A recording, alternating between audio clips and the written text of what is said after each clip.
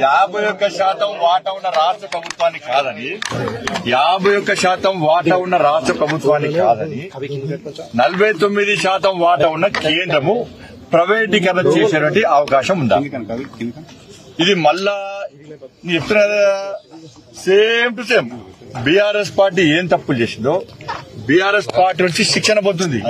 ఏది Congress party same పందం కొనసాగిస్తున్నది. అదే ప్రజా వ్యతిరేకత అట్నే చూడకుంటారు. ఇలా గుర్తుంచుకోవాలి. తెలంగాణలో జనసేనకు కలిసి పోతామని చెప్పి బీజేపీతో కలిసిపోతాం అన్నారు. మరి ఆలోచన మంచిది కావచ్చు. ఇప్పుడు జనసేన అధ్యక్షులు ఎవరు? పవన్ కళ్యాణ్ గారు. వారి ఆలోచన వారు ప్రకటించారు.